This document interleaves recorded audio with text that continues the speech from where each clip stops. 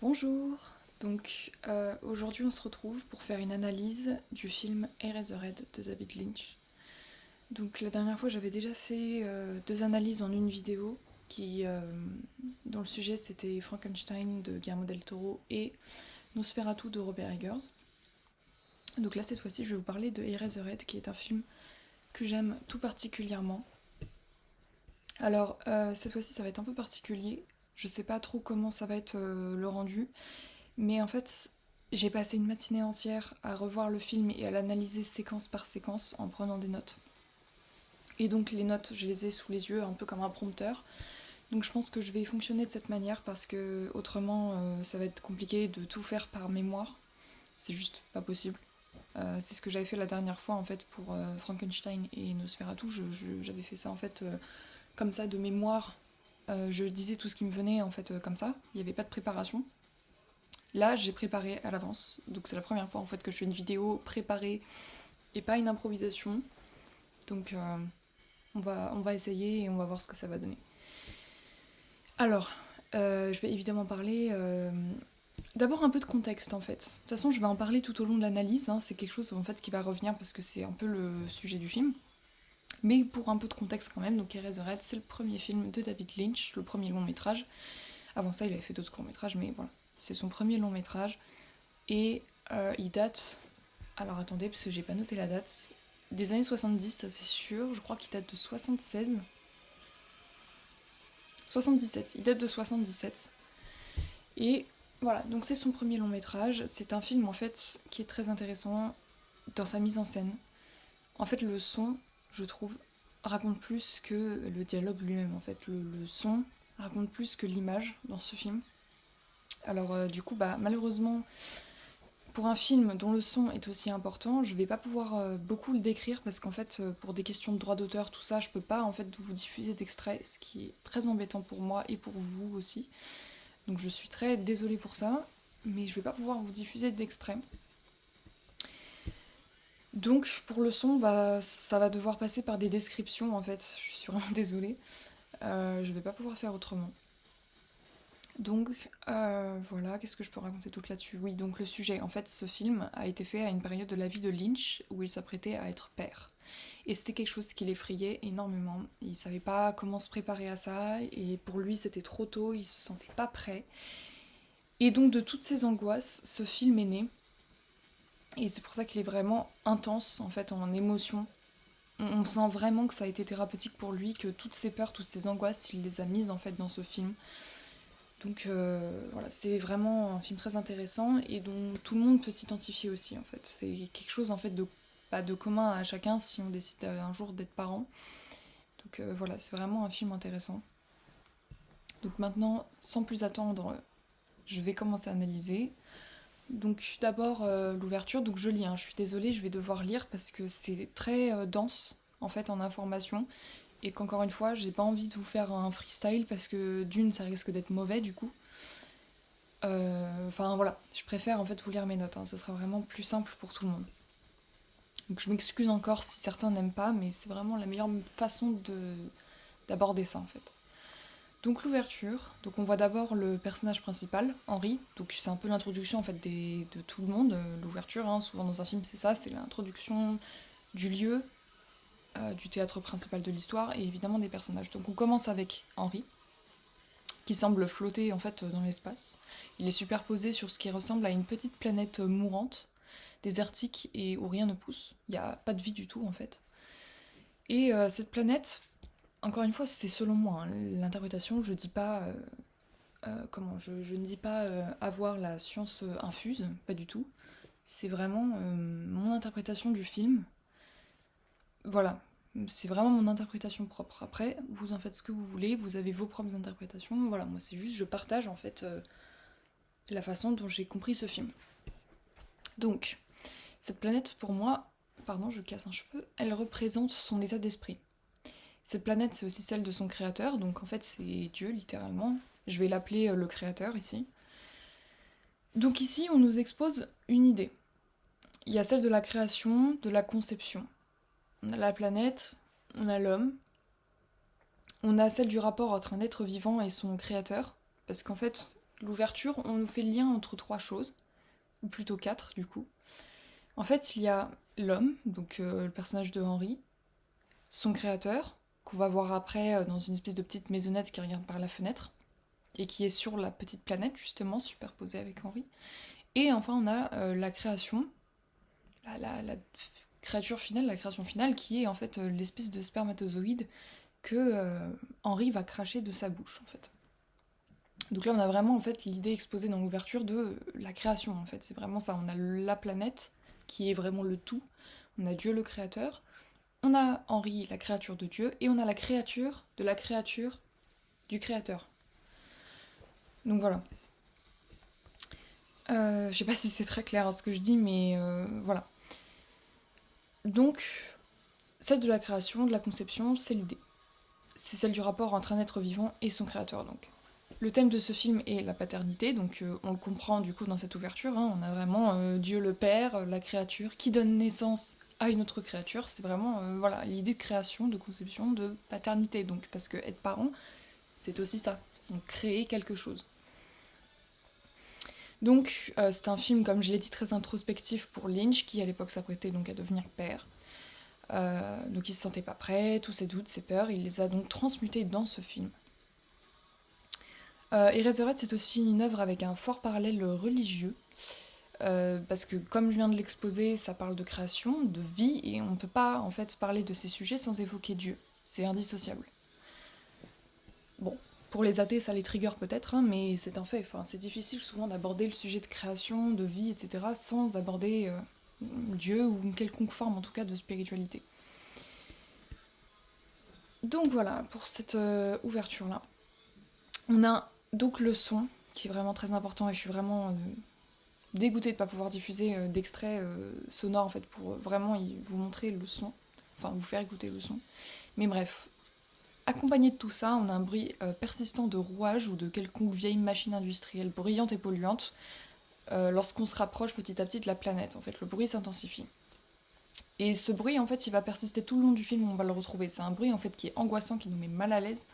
Ça nous met la puce à l'oreille, on se dit, il y a un danger, c'est quelque chose qui ne va pas. Donc pour moi, en fait, ce bruit persistant, il me semble que je l'aborde un petit peu plus loin. Mais voilà, pour moi, en fait, ce bruit de rouage qu'on retrouve tout au long du film, c'est ça. C'est une grande symbolique, en fait, de la grande machine de la vie qui tourne, et dont on est les engrenages pour faire fonctionner cette grande machine, en fait. Pour moi, ce bruit persistant tout au long du film, c'est ça, puisqu'encore une fois, le film parle de la vie. Voilà. C'est ensuite qu'on découvre le créateur sur sa planète. Donc, comme j'en ai parlé tout à l'heure, il est tout seul, isolé dans sa maison, avec un toit délabré, un gros trou. Donc il vit dans la misère, en fait, dans l'abandon total, dans une ruine, en fait. Il vit dans une ruine et lui-même est en ruine. Son visage et son corps, ils sont recouverts de cicatrices étranges, de brûlures, de pustules ou je ne sais quoi d'autre. Tout ça sont des symptômes d'un mal-être qui lui ronge la peau et qui lui ronge lui-même, en fait. C'est un dieu mourant. Donc on nous présente un créateur, un dieu malade et mourant, et qui observe au loin par sa fenêtre le monde, son monde qu'il a créé. Donc Henry, sa créature, qui elle aussi en fait est malade en quelque sorte et mourante aussi en fait. C'est ça qui est très intéressant dans ce film, c'est que d'un dieu malade et mourant ne peut naître que quelque chose d'infertile, de mauvais, de mourant aussi en fait. C'est pas mourant littéralement, faut prendre ça un peu plus métaphoriquement, faut prendre ça un peu plus second degré. Mais voilà, c'est cette idée en fait que les créatures, donc Henry, et donc son enfant aussi, en fait, est mauvais. Mauvais dans le sens malade. Je sais pas trop comment l'expliquer autrement, mais c'est ça en fait. C'est vraiment l'idée, c'est ça. C'est pour ça en fait que son enfant, je l'aborde aussi plus tard, mais c'est pour ça que son enfant a une drôle d'apparence. C'est pas littéralement. En fait, chez Lynch, déjà, faut jamais prendre tout littéralement. Hein. Souvent, surtout dans ce film-là, c'est un peu l'effet Kuleshov. C'est même plus que ça, c'est vraiment. Les images, il faut les analyser. Il faut vraiment rien prendre littéralement dans ce film. Il faut vraiment regarder au-delà. Et donc pour moi, l'apparence ignoble de son enfant, c'est pas que son enfant est vraiment né avec cette apparence-là, c'est une métaphore de son mal-être en fait. Parce qu'encore une fois, à l'image de notre créateur, si notre créateur est malade, mourant et ne va pas du tout bien, pas forcément, les graines, hein, littéralement, les graines ne seront pas fertiles, ne seront pas bonnes. Voilà. D'un arbre pourri, bah, il peut pas y avoir de bons fruits. C'est ça l'idée en fait. Donc, voilà. Donc évidemment, de nouveau, on a donc ce plan où Henry semble cracher une étrange créature, donc il s'agit d'un spermatozoïde en fait. Donc tout ça est aussi un peu une métaphore de l'acte sexuel, de façon plus poétique. Et ensuite on voit donc que le spermatozoïde sort de sa bouche, et le créateur ensuite on le retrouve chez lui, il actionne un drôle de levier, et donc encore une fois, métaphore de l'acte sexuel, hein, il pèse le levier, donc là, le spermatozoïde, en fait, s'il sort, vu que c'est Dieu, il décide tout, c'est lui qui choisit, qui donne la vie, donc là, il actionne le levier, le spermatozoïde sort, il donne la vie, il fait marcher encore une fois la grande machine de la vie. Voilà, donc on peut d'ores et déjà émettre un parallèle entre le bruit très régulier de rouage de machine avec l'idée de création, donc c'est ce que je disais tout à l'heure, hein, c'est vraiment ça.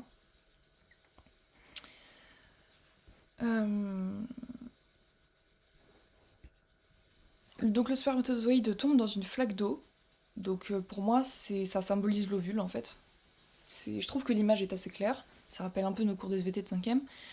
Et après il se retrouve totalement dans le noir. Donc le noir pour moi c'est les 9 mois dans le ventre de la mère, c'est l'incertitude, c'est tout ça, c'est dans le ventre quoi. Et puis enfin, il sort dans un trou de lumière. Donc ça, pour moi, c'est la vie, c'est la naissance. Ça y est, il sort, c'est la naissance, l'arrivée dans le monde. Voilà, donc tout ça, ça constitue en fait l'ouverture et qui nous expose vraiment tout le film. Donc on retrouve ensuite Henry qui regarde derrière lui et il regarde en fait au-delà de la caméra. Il regarde vraiment effrayé quelque chose que nous on ne voit pas qui se trouve derrière nous. Alors pour moi, ce plan il est assez intéressant. On dirait presque qu'il est témoin de ce qu'on vient de voir. Sauf qu'évidemment, c'est pas possible, mais c'est comme s'il était presque témoin de ça. Et pour moi, en fait, il est effrayé de l'avenir. Il est effrayé à l'idée de devenir père. Ça y est, il regarde derrière lui. Donc, en fait, le fait qu'il regarde derrière lui, c'est qu'à la fois, il regarde le passé, donc l'acte sexuel qu'il a fait. Donc, le fait qu'il va devenir indéniablement père.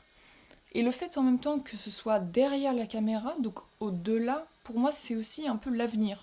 Donc, encore une fois, devenir père, du coup. Il regarde à la fois le passé, son acte sexuel passé, et l'avenir, le bébé à venir, le fait qu'il va devenir père. Voilà, pour moi, c'est un peu ça, et donc forcément effrayé, parce que, voilà, en fait, il a merdé clairement en faisant ça. Pour lui, il voulait juste peut-être passer du bon temps, et il pensait pas qu'il allait devenir père aussi vite. Voilà, donc il est effrayé. Donc lorsqu'Henri traverse la ville pour se rendre chez lui, on a le son d'un train au loin. Et ça, c'est quelque chose pareil qu'on retrouve très très très souvent, ce sifflement de train lointain. Donc pour moi, c'est pareil, c'est l'indication déjà d'un événement qui va arriver, donc la naissance du bébé. C'est l'information qui le suit, qui va venir dans les séquences d'après. Et en même temps, le train, c'est comme on dit en français, l'expression mon train de vie. C'est encore une fois cette idée de quelque chose qui continue, qui a une trajectoire, une ligne bien droite, une voie bien tracée. Voilà, c'est encore une fois aussi une symbolique de la vie elle-même. Voilà, donc on a un plan du coup forcément, on voit Henri qui marche en fait dans les rues et donc ça nous expose aussi l'environnement du film qui est austère, infertile, même chose mourant en fait, t'as l'impression que tout est en ruine, tout est délabré, il n'y a plus de vie, ça donne vraiment pas envie en fait d'y vivre. Donc voilà, ça nous permet vraiment d'exposer l'environnement. Et on peut noter quelque chose d'intéressant que j'ai relevé, c'est que quand Henri arrive dans son immeuble, on peut remarquer le sol de l'immeuble, et c'est un pattern qu'on retrouve. En fait, chez Lynch, il a plusieurs patterns, et donc là, par exemple, dans le sol de l'immeuble, on retrouve le pattern de Twin Peaks, le fameux sol avec les espèces de zigzags.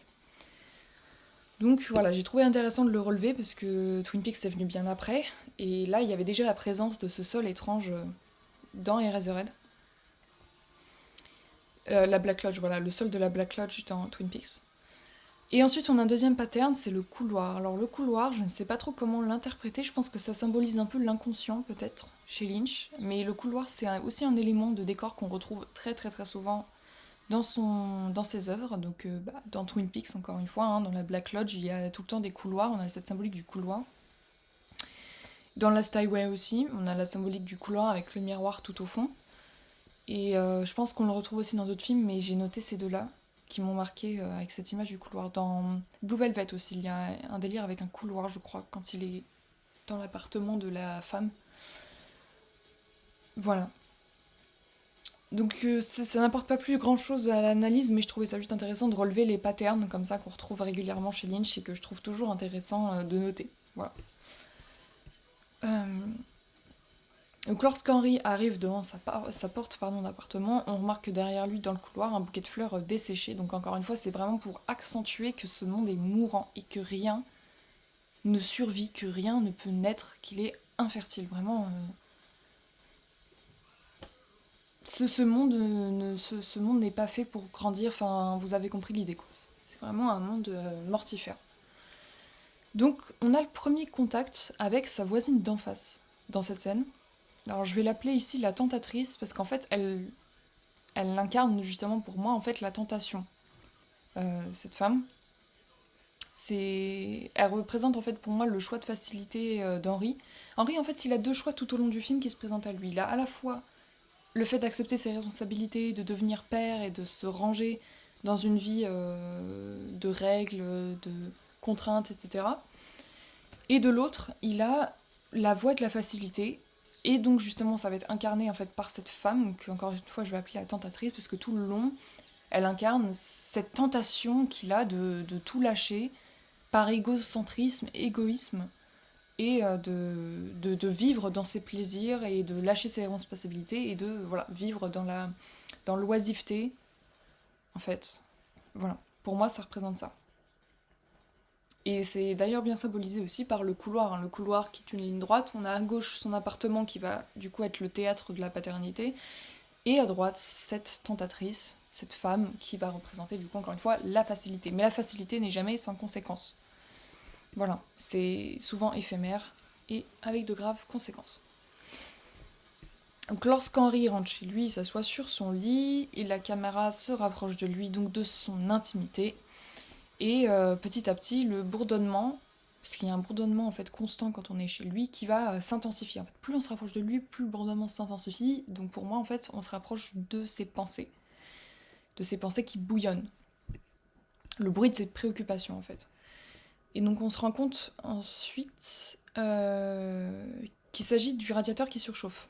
On se dit sur le coup, c'est ses idées qui bouillonnent tellement il est angoissé, et ensuite on a le plan sur un radiateur, on comprend, on se dit ah mais non, c'est le radiateur en face de lui qui surchauffe. Mais du coup on a ce parallèle là qui est vraiment intéressant, et c'est là qu'on instaure la place du radiateur dans ce film qui va revenir très très très souvent, et souvent la première fois que j'ai vu le film j'ai pas compris du tout, je me suis dit mais qu'est-ce que vient faire là ce radiateur?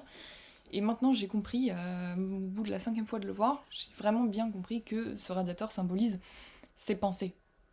Voilà, c'est sa conscience en fait. Ce radiateur, c'est l'intérieur de lui, c'est ce qui se passe en lui. Son intimité un peu. Voilà, donc là le parallèle est vraiment bien émis, en fait ça nous permet vraiment de faire le lien entre les deux. Donc on remarque ensuite d'ailleurs la présence de touffes d'herbes mortes, comme du foin séché en fait un peu, et elles s'entassent au pied du radiateur, dans les meubles, sur la commode, par exemple chez les parents de Marie, dans la séquence suivante, on retrouve du coup ces touffes d'herbes qui dépassent de partout dans des tiroirs. Pour moi, en fait, cette touffe d'herbe, elle représente les idées noires d'Henri. C'est le malheur, c'est la peur surtout en fait. Elle représente vraiment la peur qui envahit notre esprit. Donc elle dépasse de partout des commodes, on ouvre un tiroir, il y en a, et forcément du coup le radiateur. Puis si le radiateur représente son esprit, les touffes d'herbe envahissantes qui semblent grimper dedans ou je ne sais trop quoi, forcément représentent ses idées noires, c'est ses peurs, c'est ses angoisses. Voilà. Et on peut aussi d'ailleurs remarquer qu'il a choisi de mettre de l'herbe morte. Donc l'herbe normalement qui représente la vie, qui est de la nature, quelque chose de verdoyant, bah ici elle est morte, elle est toute séchée et envahissante. Donc c'est vraiment cette idée-là d'idée noire qui nous ronge, qui nous envahit. Face à lui, donc au-dessus du radiateur, en fait, on a une fenêtre et qui donne sur un mur de briques. Donc pour moi, en fait, cette fenêtre, qui revient aussi assez souvent dans le film, ça symbolise une existence sans issue. Il n'y a pas d'échappatoire à cette vie. Voilà, il est face à ses problèmes et il ne peut pas y réchapper. En fait, la fenêtre, c'est un peu une illusion, mais directement, si tu ouvres la fenêtre, tu peux pas sortir, t'as un mur de briques. C'est vraiment ça, quoi. On entend ensuite un bruit d'explosion qui est soudain, qui sort de nulle part, et ça ramène à lui, en fait. Il sort de ses pensées, et Henri revient à la réalité, en fait. Après, il se lève, et il va chercher dans un tiroir une photo de Marie, justement. Donc on comprend, en fait, il ouvre le tiroir, il voit sa photo, sans dialogue, sans rien du tout. Le spectateur comprend, il s'agit de sa copine. Sa copine, sa femme, enfin, en tout cas, quelqu'un de proche. On remarque deux choses dans ce plan. Donc d'une, il y a la photo d'un champignon nucléaire derrière lui sur le mur à côté de son lit, c'est un peu particulier d'avoir ça dans sa chambre. Et pour moi c'est évident, du coup ça fait le parallèle avec le bruit d'explosion qu'il y a eu juste avant. Donc sans doute encore une autre image de son état mental qui est complètement bouleversé, angoissé, et la peur monte, monte, monte jusqu'à exploser. Voilà, et d'ailleurs l'explosion en fait revient aussi à la fin du film. J'en parlerai à un moment donné, mais voilà, cette explosion, elle revient aussi à la fin, elle est symbolique aussi. La deuxième chose à remarquer, c'est qu'il jette en fait ses pièces de monnaie avant de récupérer la photo. Il y a une pièce qui traîne dans son tiroir et il la jette dans une espèce de pot d'eau, genre une espèce de bol en fait, qui est rempli d'eau. Et il jette la pièce dedans et on voit qu'il y en a déjà d'autres au fond. Donc pour moi, ça c'est pareil, c'est pas anodin. Et ça rappelle la tradition de jeter une pièce dans une fontaine. Vous avez sans doute déjà fait ça quand vous étiez enfant ou été témoin de ça. Hein. C'est quelque chose qu'on voit très souvent partout. Dès qu'il y a une fontaine dans un lieu saint ou dans un lieu historique ou autre, ou même au milieu d'une ville, hein, des fois. Voilà, le fait de jeter une pièce dans l'eau, des fois c'est pour faire un vœu. Majoritairement, la plupart des gens qui font ça, c'est en fait un vœu, une espèce de prière en fait qu'ils font et qui jettent la pièce dans l'eau.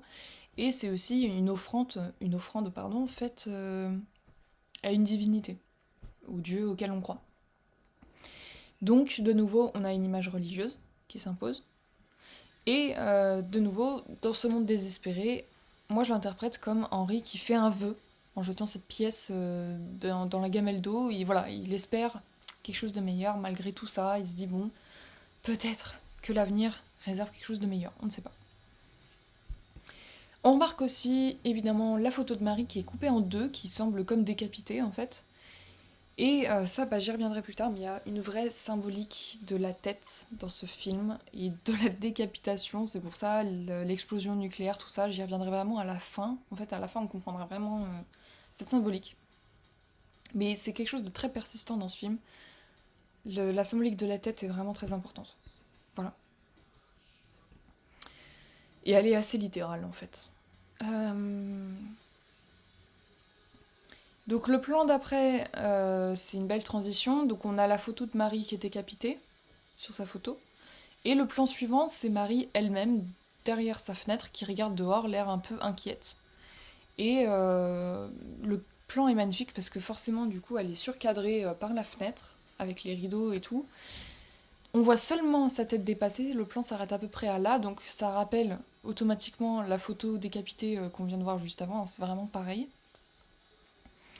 Donc pour moi, le plan en fait il suggère que comme Henri, elle est prisonnière de sa condition, de son mal-être, de ses responsabilités à venir, et voilà, il n'y a pas d'échappatoire en fait. C'est comme si elle était morte, entre guillemets, par le poids de ses responsabilités et d'une existence qu'elle ne peut échapper. Donc sur le chemin pour aller chez elle, Henri il marche sur une vieille ligne de chemin de fer. Donc pour moi c'est une métaphore de la vie. Cette scène elle est très très importante je trouve. Il marche droit sur une vieille ligne de chemin de fer. Il y a une musique joyeuse, guillerette, qui l'accompagne sur son trajet. Ça fait un peu musique de cirque, musique enfantine. Celle d'un carrousel, voilà. Ça rappelle la musique d'un carrousel en fait. Et on remarque que la musique vient de sa droite. Donc pour le spectateur, ça vient de gauche, mais voilà, je me mets à la place d'Henri, ça vient de sa droite. Donc il marche, plutôt confiant, voilà, sur son chemin avec cette musique. Et lorsque le plan, on voit très clairement Henri au milieu, vraiment le plan est séparé, c'est une symétrie très belle. Il y a un deuxième son qui va surgir de la gauche de Henri, donc de l'autre côté du coup de la voix, et ça va être des aboiements de chiens. Donc d'un coup, d'ailleurs je me demande si la musique du carrousel ne s'arrête pas à ce moment-là, je crois qu'elle s'arrête même. Et on a Henri forcément qui sursaute un peu, il se dit oula, il y a un danger, il y a des chiens qui aboient, c'est un peu hostile tout ça. Donc il s'arrête 2 minutes, il analyse un peu, et puis après il continue sa route en se décalant sur la droite. Pour moi, en fait, cette scène elle est très importante parce qu'encore une fois, ça marque 2 choix qu'il a à lui qui va revenir tout au long du film. Cette hésitation, ce dilemme de savoir est-ce que je choisis mes responsabilités d'être père malgré moi. Donc c'est symbolisé par cette musique guillerette de Carrousel. Ou est-ce que je choisis le plaisir, la futilité, l'oisiveté et d'abandonner mes responsabilités. Mais encore une fois, ce choix de facilité n'est pas sans conséquences. Et c'est symbolisé par ces aboiements de chiens, justement. Ces aboiements de chiens, c'est un peu là pour lui dire attention, il y a quand même un danger, fais pas de la merde. Voilà. Donc pour moi, ça représente vraiment ça. Et le fait qu'encore une fois, il marche sur une ligne droite, le plan est vraiment séparé, il y a en 2 catégories. Voilà. Et après, il remarche et il se décale légèrement plus du côté de la paternité. Pour moi, ça symbolise ça. On peut aussi l'interpréter comme étant musique qui règle, la confiance, tout ça. Et encore une fois, les aboiements, ça vient toujours rajouter quelque chose d'angoissant en fait au film, comme s'il n'était pas déjà assez oppressant. Bah, ces aboiements de chiens reviennent rajouter une couche. Voilà, toujours pour nous dire attention, quelque chose de mauvais se prépare. Voilà, donc lorsqu'il arrive devant la maison de Marie, des parents de Marie, euh, on a quelque chose de l'autre côté du grillage à côté de lui. Il y a de la grosse fumée qui sort. C'est très industriel tout ça, on se croirait vraiment au milieu d'une usine. Il y a de la grosse fumée qui surgit. Encore plus de bruit justement mécanique, etc. Mais ça n'a pas l'air d'inquiéter Henri, comme si vraiment ça faisait partie de leur quotidien. Mais ça vient toujours rajouter de l'angoisse en fait. Euh, Lorsqu'il rentre chez Marie, en fait, le spectateur et les personnages sont inondés d'un son qui est extrêmement désagréable à l'oreille. En fait, on a quelque chose de très organique, on ne sait pas d'où ça vient. Et c'est vraiment dérangeant. Moi, personnellement, quand j'entends ce son, j'ai toujours l'image, en fait, on dirait des organes. Moi, j'ai l'image qui me vient vraiment d'un poumon en train d'inspirer de l'air qui me vient en tête. Enfin, c'est quelque chose vraiment de très organique et de très dérangeant qu'on n'a pas envie d'entendre plus longtemps que ça. Et qui est très fort, en fait, vraiment qui est très très fort. Ça inonde toute la pièce. Et en fait, il y a un plan après qui suit sur un chien, une chienne, qui est avec ses chiots qui sont en train d'allaiter. Donc on comprend que ce bruit organique vient de là en fait, c'est les petits chiots qui tètent leur mère. Donc encore une fois, on a une image de la paternité, de la parentalité, avec ce bruit organique très dérangeant et oppressant. Donc encore une fois, on a la contradiction depuis le début, voilà, maintenant vous commencez à comprendre le schéma. C'est vraiment en parallèle avec la situation de Henri et Marie. Alors là, la séquence qui suit après ça, elle est extrêmement compliquée à analyser et je vous avoue que je n'ai toujours pas très bien compris. Malgré toutes les fois où j'ai vu ce film, c'est vraiment la séquence qui bloque le plus pour moi. Donc s'il y a des gens qui ont déjà vu le film et qui le connaissent bien et que vous avez une interprétation à proposer pour cette séquence, balancez-la en commentaire parce que vraiment cette séquence me bloque à chaque fois. C'est la séquence évidemment du repas avec les parents de Marie. En fait, cette séquence, il y a quelques éléments que j'arrive à comprendre, mais dans l'ensemble, il y a des choses que j'arrive pas à comprendre. Par exemple, le comportement de la mère de Marie envers Henri. Il y a un peu ce complexe d'Oedipe, mais je comprends pas vraiment ce qu'il vient faire là, en fait. C'est quelque chose, j'ai vraiment, vraiment beaucoup de mal à comprendre le comportement de la mère envers Henri et ce qu'il symbolise. C'est vraiment quelque chose qui me gêne pour analyser le film, et je l'ai toujours pas élucidé, voilà. Donc si vous avez vu le film, et si vous avez compris ça, dites-le moi, ce serait avec plaisir de lire votre interprétation. Donc voilà, donc comme je l'ai écrit, voilà, toute la séquence du repas est difficile à analyser. Le peu que je comprends, c'est notamment en fait le père d'Henri au repas, le père de Marie lors du repas, il propose à Henri de couper le poulet pour le servir. Voilà, il dit d'habitude c'est ma fille qui s'en charge, là je te laisse faire. Ok, donc Henri prend ses couverts, il coupe le poulet. C'est un tout petit poulet. C'est le père vient de dire, en fait, il explique, ouais, c'est des nouveaux poulets et tout, machin, on va tester, c'est des nouveaux trucs et tout. Ouais. Voilà, Henri, je te laisse découper le poulet. Donc Henri découpe le poulet. Et quand il découpe la viande, il plante les couteaux dedans, et d'un coup, le poulet, comme s'il était encore vivant alors qu'il est cuisiné, il se met à comment articuler ses pattes de manière... c'est presque obscène la scène, hein. Sincèrement, la scène est presque obscène. Et le poulet va se mettre à saigner et se contorsionner. Et le sang va sortir évidemment, qui semble être le vagin en fait de la poule. Enfin, c'est un peu particulier. Toujours dans un bruit, dans une mise en scène très organique, donc très dégoûtante en fait. Et c'est là qu'on a la mère de Marie en face qui va réagir face à ce poulet. C'est comme si le poulet et la mère se mettaient à être en symbiose en fait, comme s'ils se connectaient. Et la mère de Marie va se mettre à réagir de façon très étrange. Elle va comme suffoquer, manquer d'air, elle va devenir haletante. Encore une fois, la scène est vraiment, mais presque obscène, quoi. C'est vraiment très particulier comme mise en scène. Et c'est du coup la réaction de la mère que je n'arrive pas à analyser qui me bloque. En revanche, ce que j'arrive à peu près à comprendre, c'est que le poulet, pour moi, symbolise en fait Marie et sa virginité. Le père l'offre à Henri, il lui dit voilà, Henri coupe le poulet. En fait, pour moi, c'est pas juste coupe le poulet, c'est vraiment une mise en scène, enfin, une métaphore de le poulet, c'est Marie, et le père lui offre, donc c'est voilà, je t'offre ma fille, je t'offre sa virginité, voilà. Et c'est pour ça que le poulet, quand Henri se met à planter en fait la fourchette dedans, il se met à se contorsionner avec du sang et tout. Pour moi, c'est vraiment ça. C'est une métaphore un peu particulière de la virginité de Marie qui n'est plus. Et forcément, du coup, l'accouchement, tout ça, l'acte sexuel en fait. Pour moi, c'est ça. Encore une fois, la réaction de la mère là-dedans, je la comprends pas du tout. Vraiment.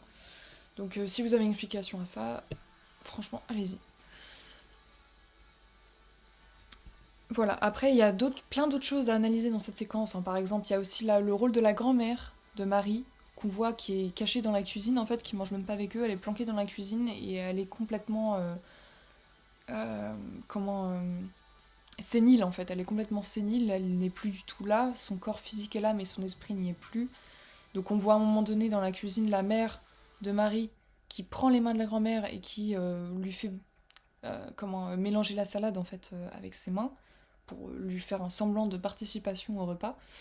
Enfin c'est très particulier, le rôle de la grand-mère pour le coup c'est pareil, je comprends pas trop ce qu'elle symbolise, c'est sûr qu'elle symbolise quelque chose, mais quoi? Bah j'ai du mal à le percevoir. Voilà, la séquence vraiment du repas est certainement vraiment très très intéressante et très importante, mais c'est la plus difficile à analyser pour moi, vraiment. Donc je suis désolée, je vais pas m'attarder dessus plus que ça. Voilà, il y avait que le poulet que j'ai compris, le reste est très difficile. On peut noter aussi par contre quelque chose.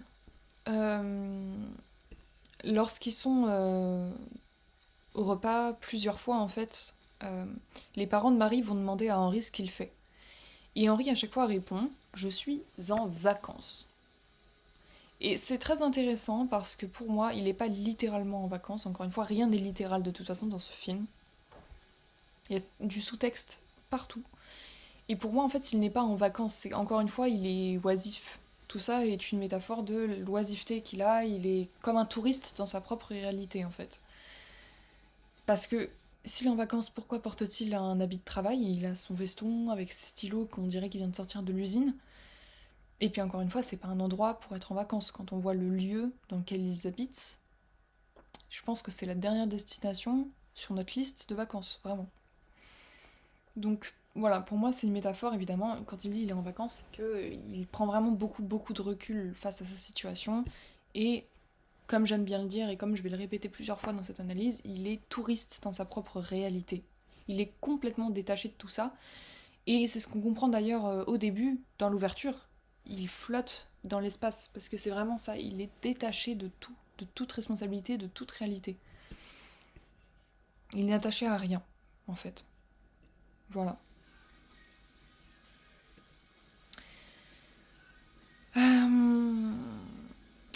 Je vais aussi noter un plan que j'ai relevé, que j'ai trouvé très beau. c'est à la fin de la séquence du repas, lorsque Marie demande en pleurs à Henri s'il veut bien qu'il se marie, parce que du coup la mère les a un peu disputés en leur disant bon bah maintenant il va falloir que vous vous mariez, puisque vous avez un enfant comme ça qui a surgi un peu, bon, faites quelque chose pour arranger à minima la situation. Donc le mariage s'impose pour eux. Euh, Et en fait, ce plan, il est intéressant parce que à la fois on a Henri et Marie qui sont ensemble dans le même plan, donc souvent quand on a deux personnages, surtout un couple, qui sont ensemble dans le même plan, ça veut dire que c'est harmonieux, qu'ils sont main dans la main, littéralement ensemble, que les choses vont bien et vont fonctionner. Or, malgré le fait qu'ils soient tous les deux dans le plan, ils sont séparés par un surcadrage, encore une fois, de Marie, qui est séparé par un espèce de tuyau, je crois, dans mes souvenirs. Donc, de nouveau, euh, bah, il y a cette incertitude constante en fait. Certes, ils sont dans le même plan ensemble, on se dit que ça va fonctionner, mais le surcadrage nous indique que, hélas, ça va pas durer. Et de nouveau, on a ce gros grondement de machine qui vient de l'extérieur, qui de nouveau se fait entendre dans le salon où ils sont. Donc la caméra se tourne et va se focaliser en fait d'abord sur le chien qui couine, qui a peur, le chien du début avec ses chiots. Ensuite, on a un plan sur une armoire avec encore une fois ce foin, ces herbes qui dépassent de tous les tiroirs, donc encore une fois la peur qui envahit les esprits. Et enfin, on finit sur une fenêtre. Ça se rapproche, et il fait nuit noire à l'extérieur, et il y a ce grondement persistant, ça vient presque un peu faire du tonnerre.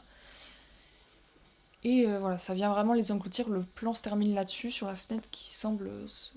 Voilà, l'obscurité en fait de l'extérieur qui semble engloutir tout, avec ce grondement incessant. Donc encore une fois, c'est ce gros nuage noir de mauvais présages qui se dit ça va pas se passer comme prévu. Voilà. La séquence d'après, on découvre enfin l'enfant, qui est effectivement prématuré, comme disait la mère de Marie.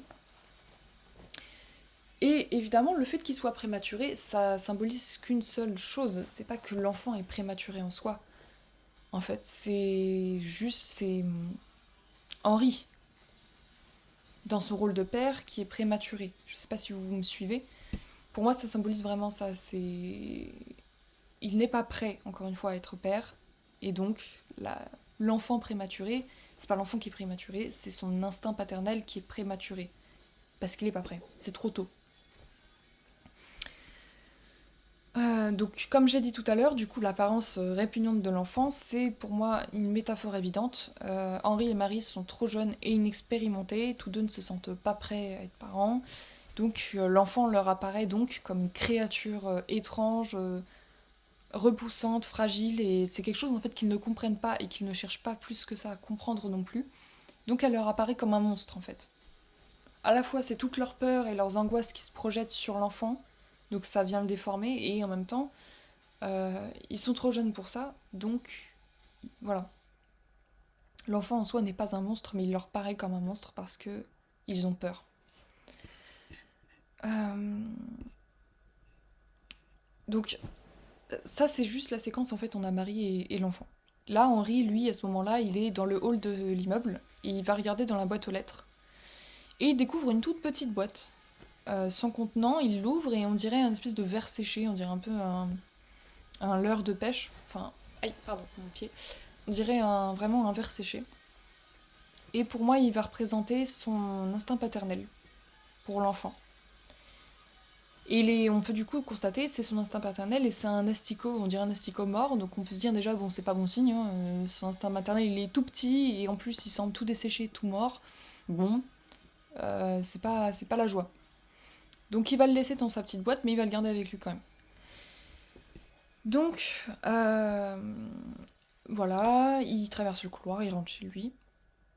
Et lorsqu'il rentre chez lui en voyant son fils, Henri a d'abord un grand sourire. Il est content quand même de voir son enfant. Il a le portrait un peu de la petite famille qui lui vient en tête. Donc il semble plutôt accepter la situation sur le coup. Donc voilà, il pose sa veste sur son porte-manteau, je crois, et voilà, il s'allonge après sur le lit. Il regarde encore un peu sa femme nourrir l'enfant. Voilà, encore une fois, on a un peu ce petit portrait de l'American Family. Voilà.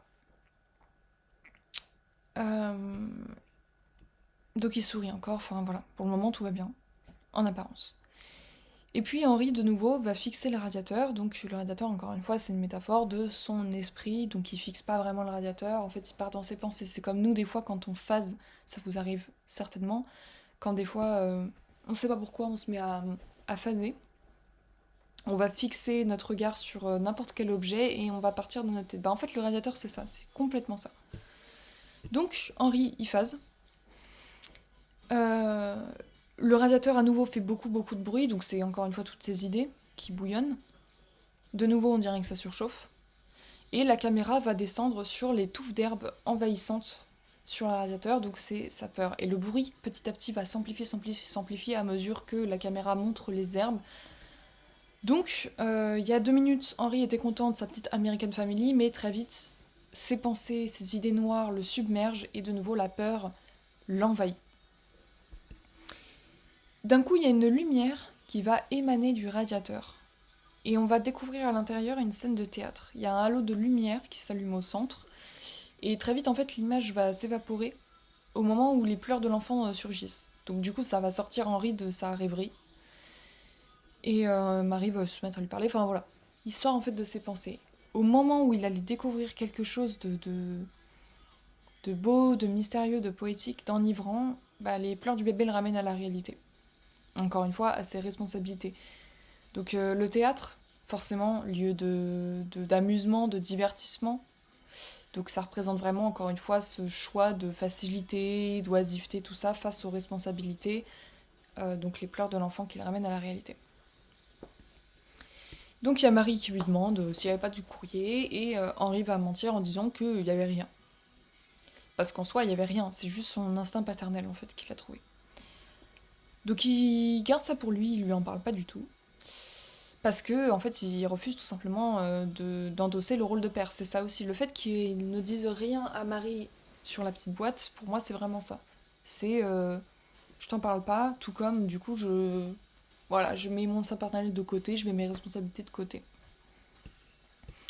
Donc il y a la nuit qui tombe ensuite, et on découvre de nouveau un plan sur le mur de briques avec la fenêtre au-dessus du radiateur, et ce mur de briques va être éclairé d'un espèce de petit halo de lumière, et ça va être accompagné d'un cri mais très bizarre, un peu lointain, comme quelqu'un vraiment en détresse, en souffrance. Et la lumière va ensuite s'éteindre et le cri avec, replongeant de nouveau le mur de briques dans le noir. Donc pour moi, on peut y voir du coup une nouvelle métaphore d'Henri, qui se dit que cette situation est sans issue, ils sont condamnés, lui et Marie, d'ailleurs les deux, sont condamnés, cette existence n'a pas d'issue, il faut accepter ses responsabilités. Il n'y a pas d'autre choix. Pour moi, c'est ça, et donc le cri de souffrance, encore une fois, c'est la détresse qu'ils ont face à leur vie, en fait. Dans le plan suivant, Henri décide d'enfermer le petit ver, donc qui représente son instinct paternel, dans un placard. Ce placard, il est régulièrement aussi éclairé d'un petit halo de lumière. En fait, tout ce qui est éclairé d'un halo de lumière, souvent, ça représente un peu l'inconscient. Et ce placard, justement, ça va être une autre dimension de son esprit. Donc on a le radiateur, qui va être la dimension principale de son esprit conscient, et le placard qui, pour moi, va plus symboliser l'inconscient, ce qu'il y a derrière, dans l'ombre. Donc voilà, il se lève et il ouvre le placard et il le range. Et au moment où en fait il enferme son instinct paternel, donc le petit asticot dans le placard, le bruit cesse, parce qu'il y a toujours un bourdonnement dans son appartement, et au moment où il fait ça, ça cesse totalement, il se retrouve dans le silence, parce qu'encore une fois, il n'est plus vraiment dans le présent, dans notre réalité, il est dans sa tête à ce moment-là, donc le son nous le laisse suggérer. Il n'y a plus qu'un courant d'air, et c'est tout. Donc c'est vraiment, il est dans son esprit. Et au moment où il referme le placard, il se retourne vers son lit, et de nouveau, le bruit revient, ça y est, il a enterré son instinct paternel, il le refuse totalement, il se détourne de tout ça, et il revient ensuite à la vie, enfin à sa réalité en fait. On peut remarquer évidemment, en fait, il y a l'arbre mort, j'en ai pas encore parlé, c'est un élément qui est très important je trouve dans ce film. En fait, à côté de leur lit, sur la table de nuit, il y a un arbre mort. L'arbre mort, c'est pareil, c'est un pattern qu'on va de nouveau retrouver en fait chez Lynch. Donc on le retrouve d'abord dans The Grandmother, qui était un court-métrage, alors je sais plus s'il l'a fait avant ou après Eraserhead. je me rappelle pas. Mais c'est un pattern aussi qu'on va retrouver. Donc, encore une fois, dans The Grandmother, c'est l'arbre mort en fait dont va sortir sa grand-mère. Et dans Twin Peaks The Return, dans la Black Lodge, c'est aussi une sorte de divinité. Enfin, on sait pas trop ce que c'est exactement, mais enfin, voilà, l'arbre mort, c'est quelque chose qu'on retrouve assez souvent chez lui. Donc, l'arbre mort qui gît sur la table, donc ça peut rappeler l'arbre de la connaissance du bien et du mal, parce qu'encore une fois, on est vraiment beaucoup dans les clins d'œil bibliques dans ce film, il y a beaucoup de parallèles religieux. Pour moi, l'arbre c'en est un. Parce que c'est assez similaire, on a un homme et une femme, donc Henri et Marie. Donc Henri, c'est parallèle avec Adam, et Marie, parallèle avec Ève. Et on a le fruit de leur péché, qui est donc leur enfant. C'est l'enfant non désiré, c'est vraiment le péché, en fait, cet enfant. C'est quelque chose d'indésirable qu'ils ne voulaient pas, que tout de refute, rejette sans arrêt. C'est leur honte, c'est tout ça en fait, c'est toutes leurs angoisses, c'est toutes leurs peurs. Malheureusement, le pauvre ne représente que ça pour eux. Et pour moi, du coup, c'est un peu comme la pomme d'Adam et Ève qu'ils ont, voilà, avec le serpent, ils l'ont cueilli, ils l'ont mordu, croqué, pardon. Et voilà, c'est le péché. Pour moi, du coup, c'est un peu un parallèle avec ça. Et encore une fois, l'arbre est mort, parce que, encore une fois, rien de bon ne peut vivre dans ce monde. C'est un monde infertile, malade, mourant, donc l'arbre forcément est mort. En fait, l'arbre est à l'image aussi de son créateur, encore une fois, du dieu malade sur sa petite planète au début. C'est vraiment ça.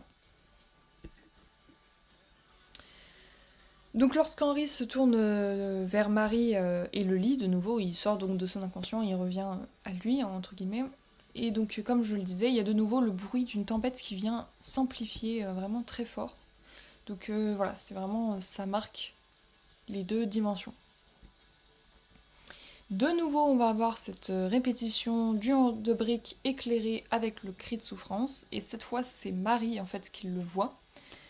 Donc, comme j'ai dit tout à l'heure, parce qu'elle aussi est condamnée, elle non plus n'a pas envie d'accepter ce rôle de mère qui est trop tôt, trop précoce pour elle. Elle souffre tout autant. Voilà. Et durant la nuit, l'enfant ne va pas cesser de pleurer. Vraiment, il pleure tout le temps, tout le temps, tout le temps. Marie lui hurle dessus. Vraiment, on voit bien qu'elle n'a aucun instinct maternel non plus. Elle ne ressent que dégoût, horreur. Il n'y a aucun amour, en fait, pour cet enfant. Vraiment, on ne le ressent pas du tout. Elle n'a aucun amour pour lui. Et à tel point qu'en fait, elle fait ses valises et elle s'en va en plein milieu de la nuit. Voilà, elle aussi échappe à ses responsabilités et décide de rentrer chez ses parents pour passer une bonne nuit de sommeil. Donc, la petite créature, l'enfant se retrouve seul, malade, mourant, sans amour, délaissé de tous, encore une fois, à l'image de son créateur en haut sur la planète, en fait. Il y a un vrai parallèle entre la créature fils d'Henri et le créateur père d'Henri. Il y a vraiment un parallèle entre ces deux qui est extrêmement intéressant.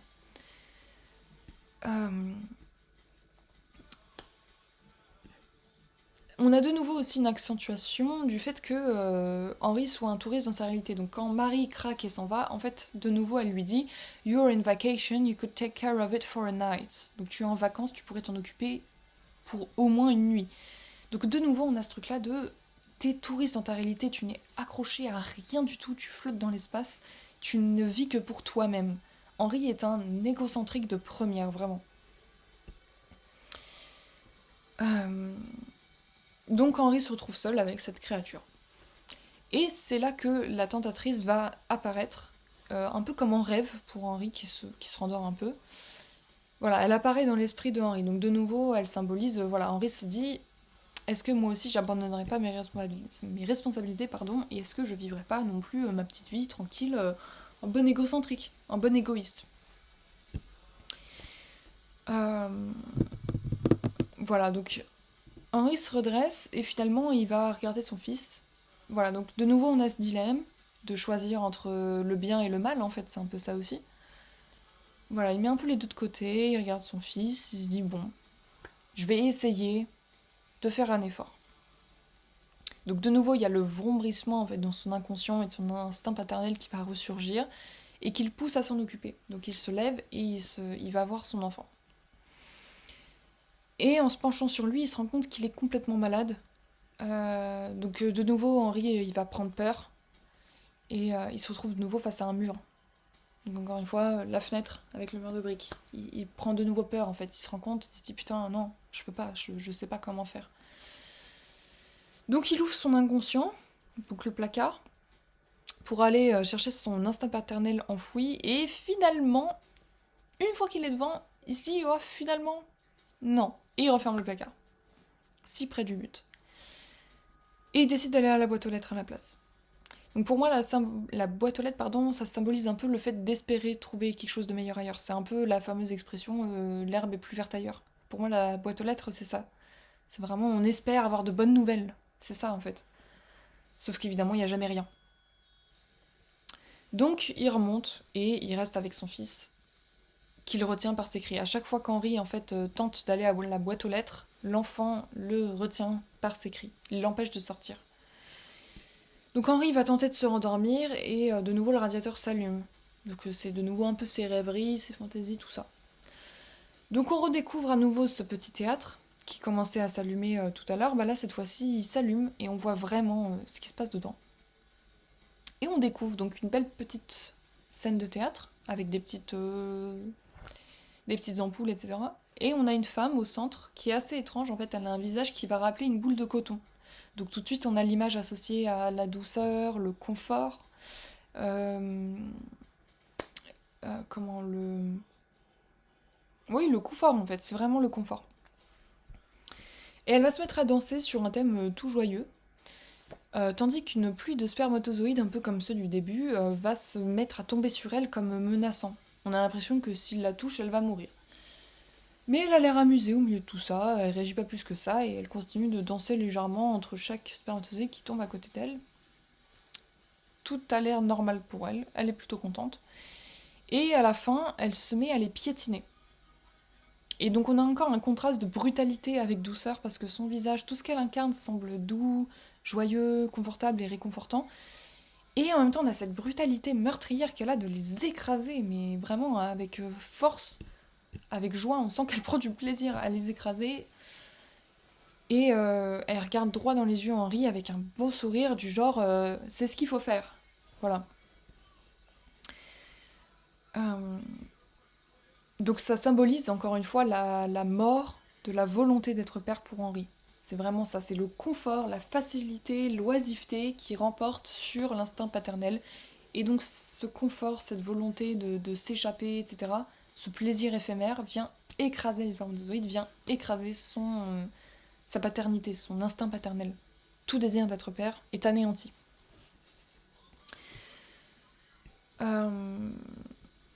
Donc c'est aussi pour ça qu'elle a une tête de coton. C'est vraiment l'illusion de la douceur de l'illusion en fait.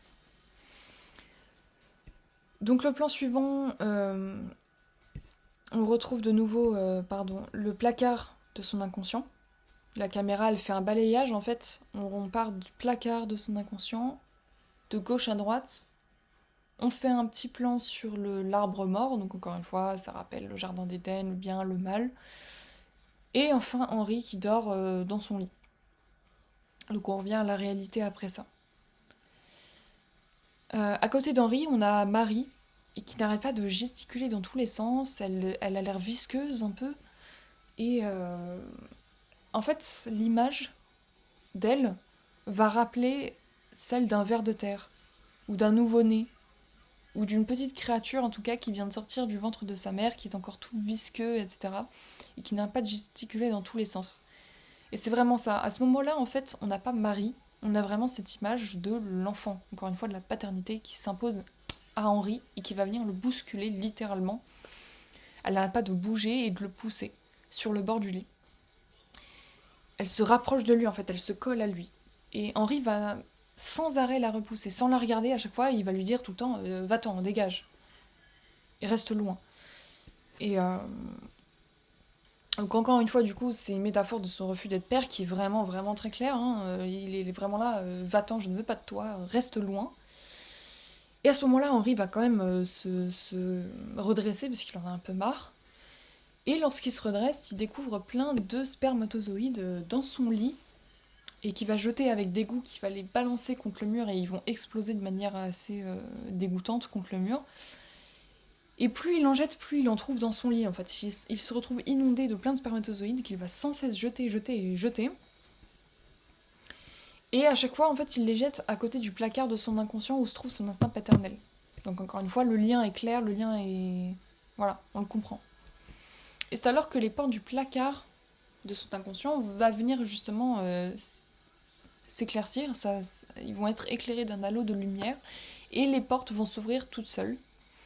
Et donc Henri découvre son instinct paternel, le petit asticot, qui est cette fois-ci bien vivant. Avant il était mort, là il est vraiment bien vivant, il bouge dans tous les sens, il se met à gémir, comme s'il hurlait littéralement, et il prend la fuite. Il crie d'un cri strident, il va se mettre à courir dans tous les sens. Et petit à petit il disparaît, en fait on a de nouveau un espèce de sol rugueux qui va rappeler la planète du créateur. On a ce sol rugueux avec des bosses, etc. Et le petit asticot, son instinct paternel, va un coup s'enfoncer, il va ressurgir, il va de nouveau s'enfoncer, etc. jusqu'à complètement disparaître dans la terre. Et il va ressurgir. Et là, la caméra va se rapprocher du verre et va se rapprocher de la gueule de l'asticot qui va vraiment ouvrir sa gueule. Ça rappelle un peu pour ceux qui ont vu Dune, les grands vers de sable, là, c'est un peu le même délire. Et la caméra va comme se retrouver engloutie dans la gueule du ver de terre. Donc voilà, encore une fois, c'est un peu comme un cri de à l'aide. Et Henri va se faire aspirer en fait par toutes ses peurs, toutes ces angoisses, encore une fois. Ça va être une descente aux enfers, littéralement en fait. Voilà, il engloutit Henri avec lui dans les tréfonds de son esprit. Et là, la tentatrice arrive. Marie, entre-temps, elle a disparu parce que tout ça, c'était un peu comme un rêve, en fait. C'était son inconscient, encore une fois, qui lui parlait. Donc là, la tentatrice, elle arrive. Elle toque à sa porte, je crois. Donc Henri a fait son choix, en fait. Ça y est. Il a complètement rejeté l'idée d'être père. Et là, il se laisse à bras ouverts dans la facilité, l'oisiveté, le plaisir éphémère, tout ça. Donc la tentatrice arrive. Et dans le noir complet, il ouvre la porte, il la cherche, et elle vient à lui. C'est même pas lui qui vient à elle, c'est elle vraiment qui vient à lui. Et voilà, donc il la laisse rentrer chez elle, ils discutent un petit peu, elle s'installe, et ils font l'amour. Quand ils font l'amour, le lit se transforme en fait en espèce de grande baignoire, un peu de baignoire circulaire, avec vraiment de l'eau chaude, il y a beaucoup de vapeur. Et petit à petit, ils vont s'enfoncer tous deux dans l'eau. Et quand ils s'enfoncent dans l'eau, la femme, donc la tentatrice, pour moi, c'est encore une fois, elle incarne le mal. C'est vraiment, on a un peu... Là, on va vraiment avoir une image qui va nous rappeler une image biblique. Donc la femme, la tentatrice, se retrouve seule face au créateur. D'un coup, on a une image du créateur qui surgit. Et elle semble terrifiée. En le voyant, elle est vraiment prise de panique, elle est terrifiée. Et encore une fois, étant donné qu'elle incarne le mal, c'est un peu comme si c'était Satan face à Dieu, en fait. Voilà, le mal ne peut pas être plus fort que le bien, malgré qu'il soit mourant, etc. Voilà, elle prend la fuite.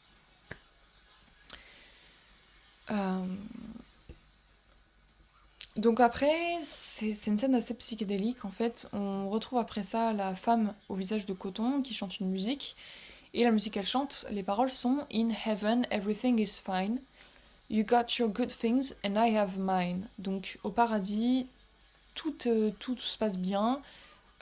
Tu as tes plaisirs et j'ai les miens.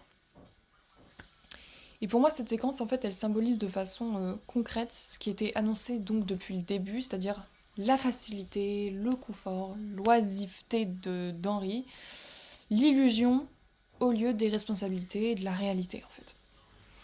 Donc elle continue de chanter la même chose, mais en changeant à la fin les paroles, vraiment il y a un petit détail qui change, c'est qu'au lieu de dire « You got your things and I have mine », elle va dire « You got your good things and you got mine ».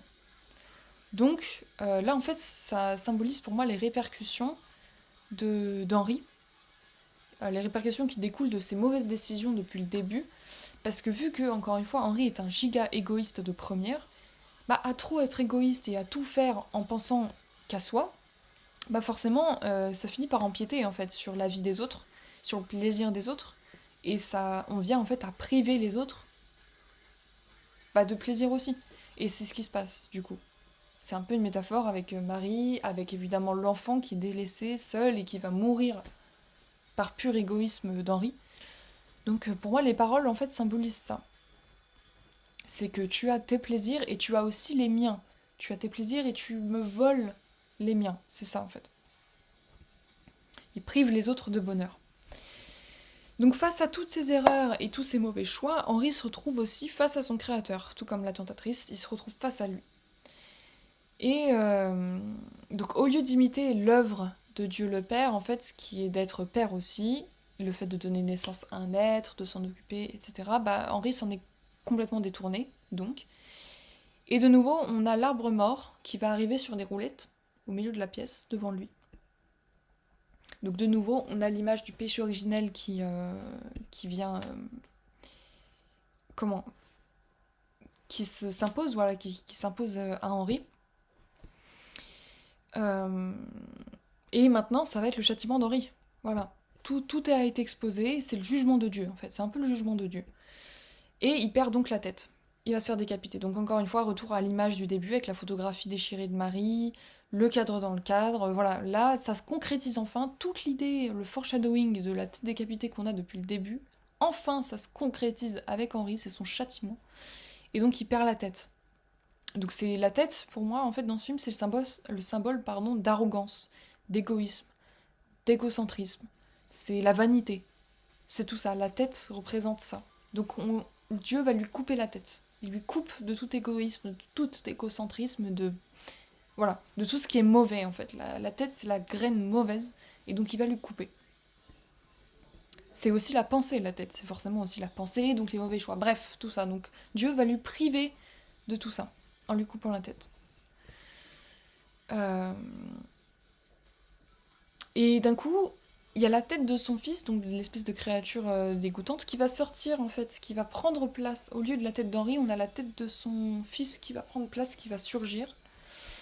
Donc pour moi, c'est aussi le péché d'Henri, est aussi le péché de son fils.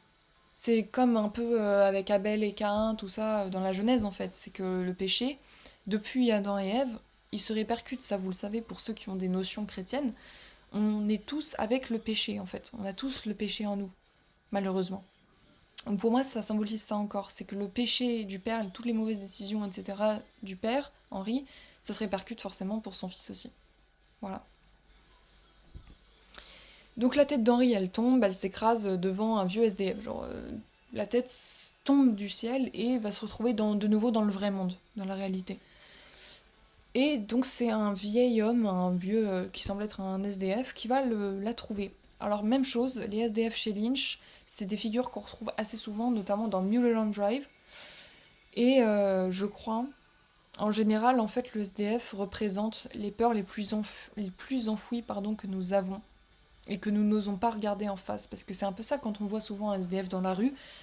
Je pense que ça vous arrive beaucoup, hein. Moi la première, je m'en cache pas. C'est vrai que ça arrive que des fois, on n'ose pas les regarder en face.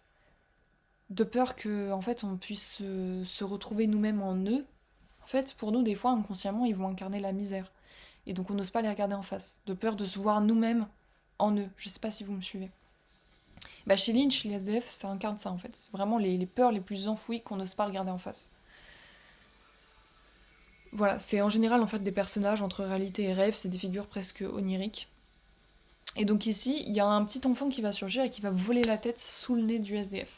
Donc le SDF est là en mode attends, reviens, enfin voilà. Il essaie de le rattraper, mais voilà, il fait pas plus de choses que ça. Donc on a une figure en fait du vieillard et de l'enfant et de la tête d'Henri. Donc encore une fois, le fait d'avoir aussi un vieillard et un enfant, on a de nouveau ce lien, comme je viens de l'expliquer, du péché originel de nos ancêtres jusqu'aux générations futures. C'est un peu ça aussi. C'est ce truc-là qui nous suit et qui on ne pourra jamais s'en débarrasser en fait. Et on a aussi une figure de la vie forcément, le vieillard et l'enfant, voilà.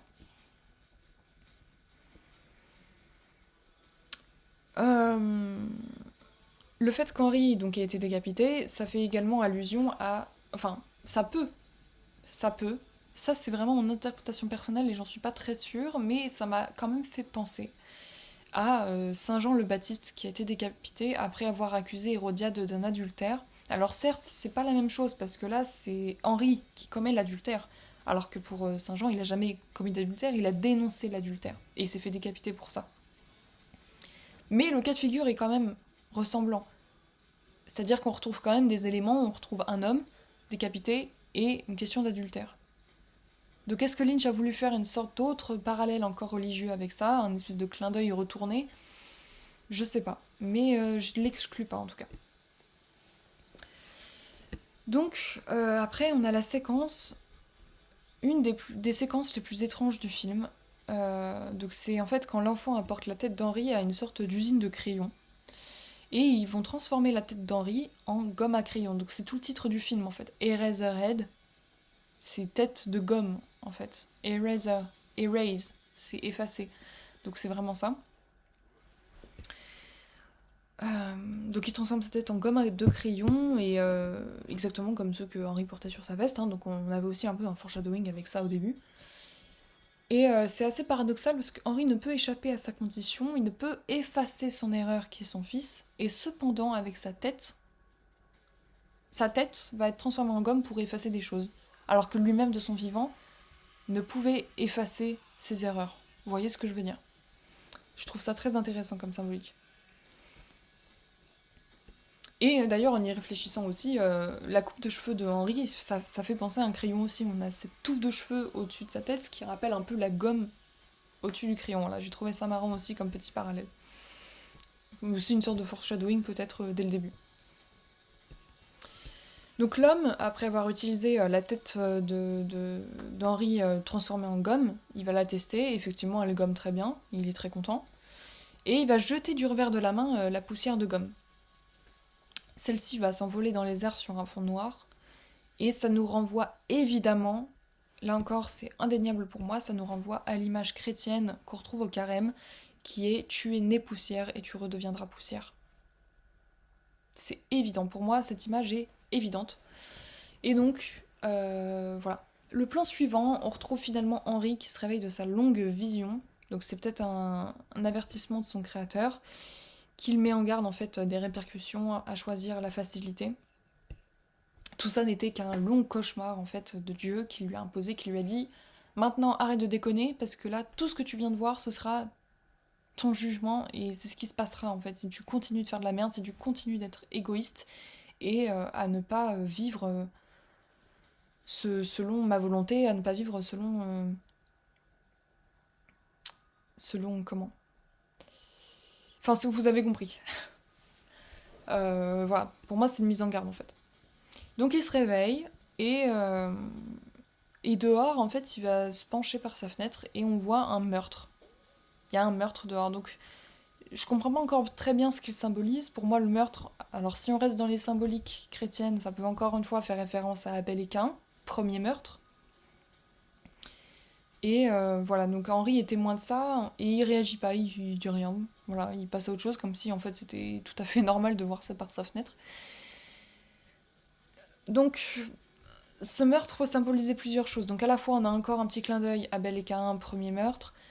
On a le fait qu'ils réagissent pas du tout, donc au final, malgré la grosse mise en garde de Dieu, il en a rien à secouer. Et il continue d'être égoïste, à vivre sa vie, et il voit quelqu'un se faire assassiner dans la rue et il réagit pas. Et en même temps, ça nous montre encore une fois qu'ils vivent dans un environnement austère, sans foi ni loi, littéralement. Dieu ne fait plus la loi sur cette planète. Il n'a même plus le contrôle, il n'a même plus la force, tellement les gens sont mauvais en fait sur cette terre, et encore une fois, plus rien de bon ne peut en sortir. Voilà, donc il sort de chez lui et il décide d'aller toquer chez sa voisine, donc la tentatrice, sauf qu'il n'y a rien qui lui répond. Voilà, parce qu'encore une fois, le plaisir c'est éphémère. Il y a toujours des conséquences qui suivent. Donc là, ça symbolise ça en fait. Elle répond pas. Donc la facilité, c'est un choix qui ne se présente plus pour lui. Il ne peut même plus choisir ça. Ça lui est refusé. Et il y a son fils derrière qui va se moquer de lui. Donc en fait, pour moi, son fils, encore une fois, comme je l'ai dit, il est vraiment relié à Dieu. Enfin, à Dieu, au créateur du début, en tout cas, de l'homme sur sa planète. Pour moi, ils sont vraiment intrinsèquement liés, que ce soit dans leur apparence, dans leurs conditions humaines. Voilà, et pour moi, c'est comme si, du coup, Dieu, le créateur, l'homme sur la planète, se manifestait à travers le fils d'Henri et se moquer à travers lui. Voilà, c'est vraiment, il se présente et il se moque d'Henri, il se dit, ah voilà, bah, t'as mérité ce que t'as mérité, voilà, je me fous de ta gueule, c'est vraiment ça. Et son propre fils, du coup, se moque de lui. Euh, On peut aussi percevoir la culpabilité d'Henri, peut-être qu'il commence un petit peu à le tourmenter, quand même. Quand même, il serait temps. La musique du radiateur slash de son esprit va résonner de nouveau, mais il n'y répond pas. Il répond pas à l'appel de son inconscient. Et il décide de retourner voir dans le couloir, encore une fois. Et cette fois-ci, il va voir la femme, sauf qu'elle est accompagnée d'un autre homme, au visage vraiment repoussant. En fait, l'homme, c'est comme s'il était un peu brûlé ou quoi, mais dans son regard, il a un regard qui est mauvais. Il a un sourire très vicieux, vraiment mauvais, quoi. On sent que l'homme n'est pas quelqu'un de bon. Et voilà, il enlace la femme, enfin bon. Voilà, il n'y a plus de place en fait pour Henri. Et la femme lui fait comprendre avec l'homme. Donc du coup, pour moi, cet homme représente encore une fois les conséquences de l'oisiveté, du plaisir éphémère. Voilà, c'est l'affreuse réalité que, comme une gifle en fait dans le visage d'Henri. Voilà, c'est le dur retour à la réalité. Le plaisir est éphémère. Ce n'est jamais la solution. Donc dans un excès de rage et de désespoir, Henri va finalement assassiner son fils. On a un infanticide et c'est littéralement le créateur tue sa création. Et en même temps, il tue Dieu. Parce qu'on dit souvent que, encore une fois, dans une vision chrétienne, on dit souvent les enfants sont vraiment les créatures de Dieu, quoi. Elles sont vraiment pures. Dieu est en eux. Ils ne sont pas encore vraiment pervertis, malgré qu'ils aient quand même forcément le péché en eux. Ils sont quand même encore purs et bons. Le Saint-Esprit est en eux, en fait. Et là, c'est un peu ça aussi, du coup.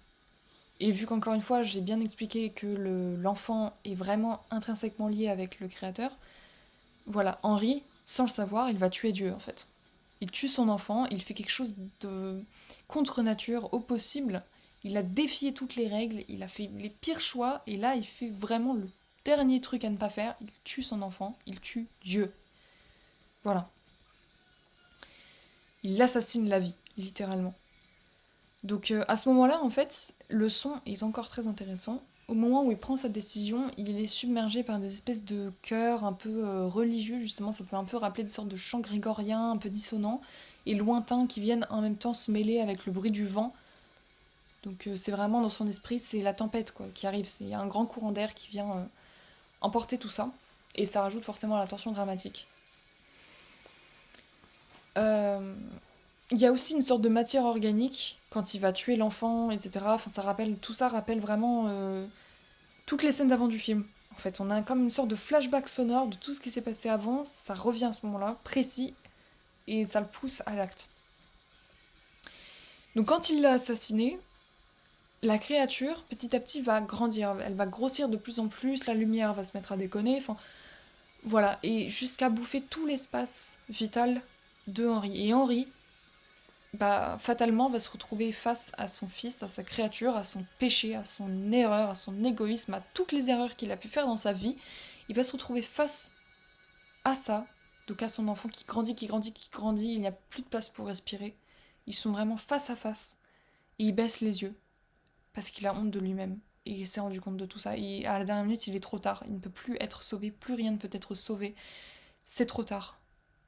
Le mal est fait. Et il meurt. Euh,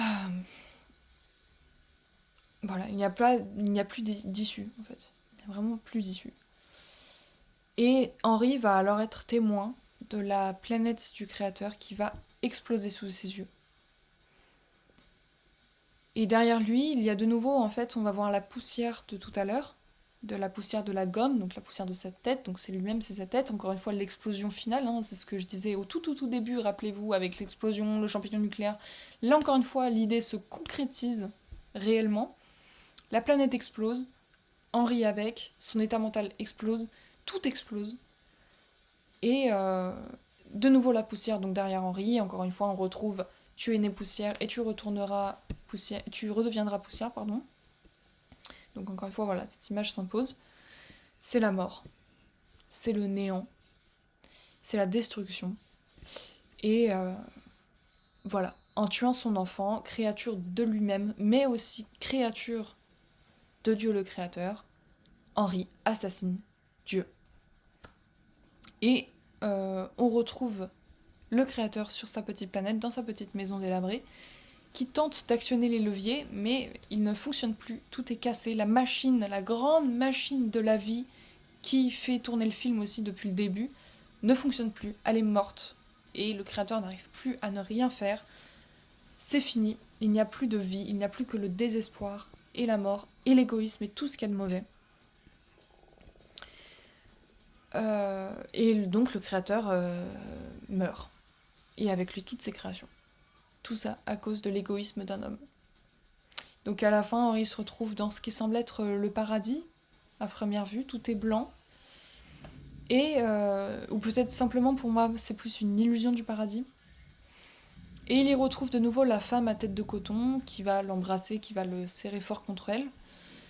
Et voilà, dans un dernier effort pour moi en fait ça symbolise Henri qui embrasse son égoïsme, son égoïsme en fait. Dans un dernier effort, tout a déjà été détruit, mais il s'accroche encore à lui-même et à ses fantaisies jusqu'au bout.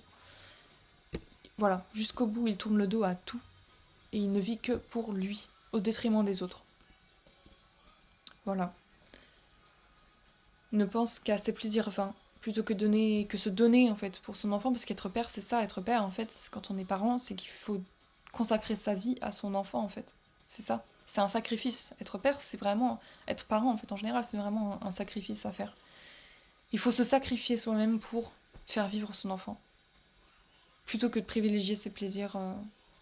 Voilà. Donc c'est de ça que traite Eraserhead. Et il le traite avec magnificence. Et cette vidéo fait déjà 1h16.